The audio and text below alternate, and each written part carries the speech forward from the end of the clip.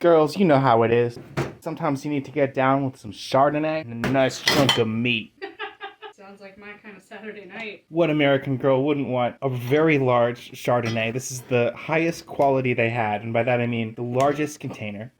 This weighs in an amazing 1,000 pounds. I'm very strong to be able to lift it. A chunk of meat lived every day with no real direction in his life until he met a girl boss. And the girl boss had this great idea. We're going to give a man purpose in life by drowning him in his girlfriend's issues. One day, in order to get alimony, she got the meat to go swimming in a pool. But there was an accident, and he drowned that day. Her involvement was never proven by the police. But for now, the case is at rest. We're going to get to check on that in a while. Aren't you glad you get to know all these true crimes before they even happen? I love the misused legal jargon. Oh, should I pour you some? Absolutely. These are the treats the adults get. I love you, Mrs. Hamburger. It's time to cook the Chardonnay burger. Does a white wine do different things to a burger than a red wine? Let's find out.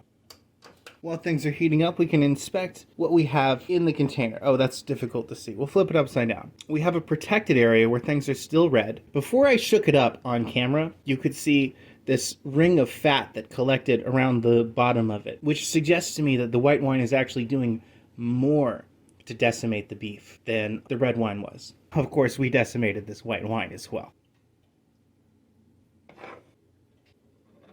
Big seasoning theory. We've drained our white wine hamburger and things do not look beautiful. And yet, it's not as melty a party. So let's find out what this is really like. Get a little salt on that. Pepper is this burger's friend. But is the spatula this burger's friend?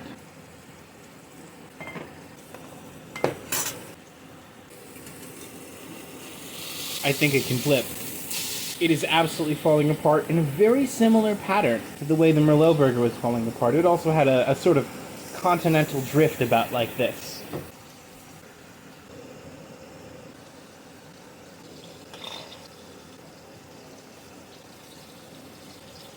Looks like this is actually going to cook in the pan. I've been letting these burgers finish in the oven, but between the denaturing and this beautiful cooking that's going on with all the liquid that's like sort of steaming it in the thing, I think this one's like ready for a bun. Juicy. Swiggity. Swag. 50. Try.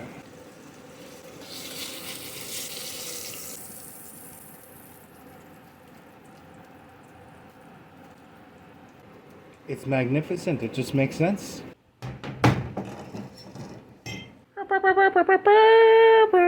It's already plated. We're gonna take it off of the plate though, just so that we can slice it in half. Swing! I'm so good at counting halves. So on the inside we have a little bit of rareness. That's ideal. The smell is winey. That comes through in a strong way. I think this would be really good with cheese, but we don't put condiments on our burgers here. We're testing one ingredient at a time. It's an experiment. This tastes exactly like the merlot burger. It's stronger tasting. The wine's stronger. Actually, you are right. It is. It's sneaking up on me. So the Chardonnay produces a sharper burger. And I mean, you get 1,000 pounds of it for $1 million, which is a really good deal. It's also gummier. Yeah, it did more like fat denaturing. Yeah, it's chewier than like the merlot burger was.